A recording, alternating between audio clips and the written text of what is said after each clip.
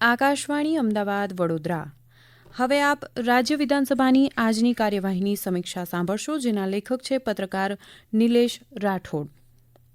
મંગળવારની માફક આજે બુધવારે પણ વિધાનસભાની કાર્યવાહી 2 બેઠકોમાં ચાલી હતી. પહેલી બેઠક સવારે 9 વાગ્યે શરૂ થઈ હતી, જે બપોરના 12:30 વાગ્યા સુધી ચાલી હતી. આ બેઠકમાં પરંપરા મુજબ પહેલો કલાક પ્રશ્નોત્તરીનો હતો. ત્યારબાદ ઉર્જા અને પેટ્રોકેમિકલ્સ વિભાગની તથા નાણાં વિભાગની નવા વર્ષના બજેટની માંગણીઓની ચર્ચા વિસ્તૃત રીતે હાથ ધરાઈ હતી. લગભગ 2 કલાક ચાલેલી આ ચર્ચા બાદ આ વિભાગની માંગણીઓ પસાર કરાઈ હતી. ચર્ચાની શરૂઆત કોંગ્રેસ તરફથી સિનિયર ધારાસભ્ય અર્જુન મોઢવાડિયાએ કરી હતી.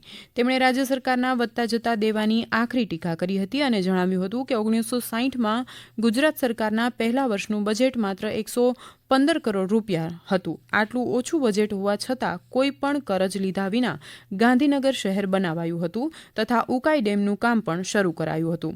જ્યારે વર્ષ 2024-25નું કુલ બજેટ 3,32,465 કરોડ રૂપિયાનું છે, છતાં સરકારનું કુલ કરજ આજે 4,17,978 કરોડ રૂપિયાથી ઉપર પહોંચી ગયું છે.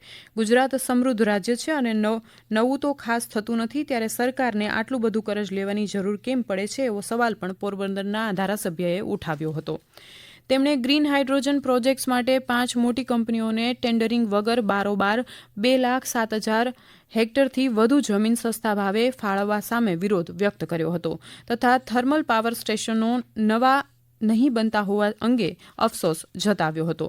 ત્યારબાદ આદિજાતિ વિભાગના ભાજપના પૂર્વ મંત્રી નરેશ પટેલે ચર્ચાના ભાગ લેતા જણાવ્યું હતું કે 2017થી જીએસટી અમલમાં આવ્યો ત્યારે કરદાતા 5,08,000 જેટલા હતા.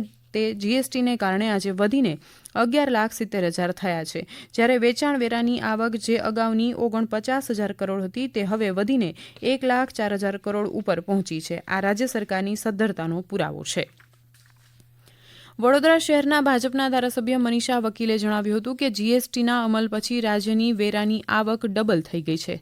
રાજ્ય સરકારે વર્ષ 2024-25નું 3,32,000 કરોડ રૂપિયાનું બજેટ રજૂ કર્યું છે, પણ કરવેરામાં કોઈ જ વધારો કર્યો નથી. જ્યારે 1995માં રાજ્ય સરકારનું 8,000 કરોડનું બજેટ હતું, ત્યારે કર્મચારીઓના પગાર કરવામાંય પણ ફાંફા પડતા હતા. માંડવીના ભાજપના ધારાસભ્ય અનિરુદ્ધ દવેએ કહ્યું કે ભાજપની સરકાર હંમેશા રિફોર્મ, પરફોર્મ અને ટ્રાન્સફોર્મની પોલિસીથી કામ કરે છે અને આજે દેશમાં ઓછું કરજ લેનારા રાજ્યોમાં ગુજરાતનો સમાવેશ થાય છે. અંજારના ભાજપના ધારાસભ્ય ત્રિકમ છાંગાએ જણાવ્યું હતું કે 1960થી 2002 સુધીના ગાળામાં કૃષિ ક્ષેત્રે જેટલા વીજળી જોડાણો અપાયા હતા તેના કરતાં વાર્ષિક 4 ગણી સરેરાશથી વર્ષ 2002થી 2023 સુધીના સમયગાળામાં કુલ 14,71,000 કનેક્શનો ભાજપ સરકારે આપ્યા છે. સાથોસાથ ખેડૂતોને વીજળી પુરવઠો પણ ઘણો વધારે અપાઈ રહ્યો છે. જ્યારે અકોટાના ભાજપના ધારાસભ્ય ચૈતન્ય દેસાઈએ ભાજપ સરકારના ગુણગાન ગાતા જણાવ્યું હતું કે 2001થી 2023 સુધીના સમયગાળામાં કુલ 1,586 સબસ્ટેશનો રાજ્યમાં બનતા વીજળીનો પુરવઠો અવરોધ વિના નિરંતર મળી રહ્યો છે.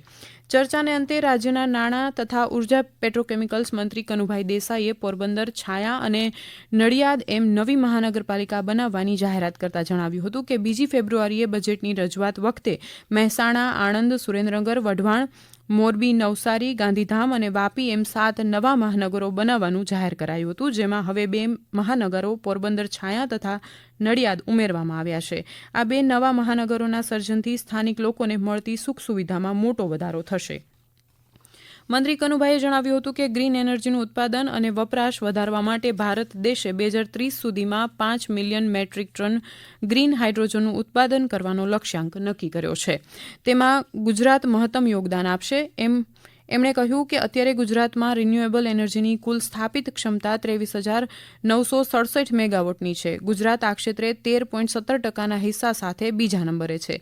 રાજ્ય સરકારે 2023માં નવી રિન્યુએબલ પોલિસી જાહેર કરી છે અને તે અંતર્ગત રાજ્યમાં 2030 સુધીમાં આ ક્ષેત્રે 100 ગીગાવોટ વીજળીનું ઉત્પાદન કરવાનો ટાર્ગેટ છે.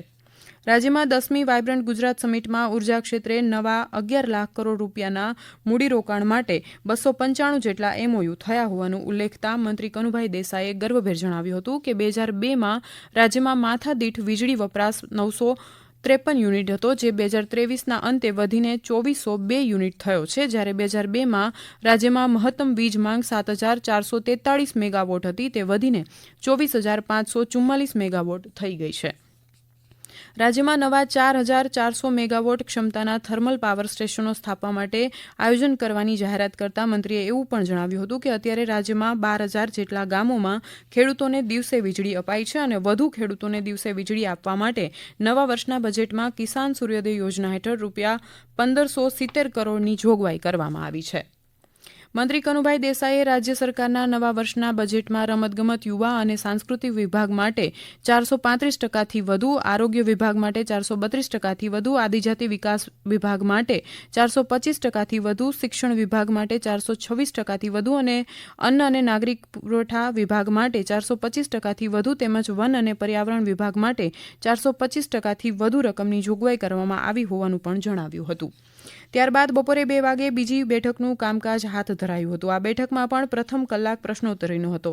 બાદમાં વિવિધ સરકારી બોર્ડ નિગમોના વાર્ષિક અહેવાલો તથા હિસાબો વિધાનસભાના મેજ ઉપર મૂકવામાં આવ્યા હતા અને એ પછી 2 સરકારી વિધેયકોની કાર્યવાહી હાથ ધરવામાં આવી હતી. જે પૈકી પહેલું વિધેયક ગુજરાત ભાડા હોટેલ અને નિવાસ ગૃહ દર નિયંત્રણ અમલ ચાલુ રાખવા અને સુધારાને લગતું હતું.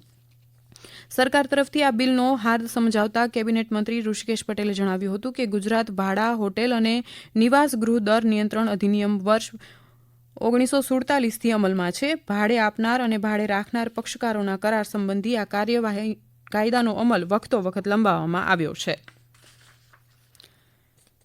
રાજ્ય સરકારે જૂનો કાયદો યથાવત સ્વરૂપમાં પાશ્ચાત્યવર્તી અસરથી એટલે કે 1/4/2021થી 31/3/26 સુધીના 5 વર્ષ માટે લંબાવવાનું નક્કી કર્યું છે.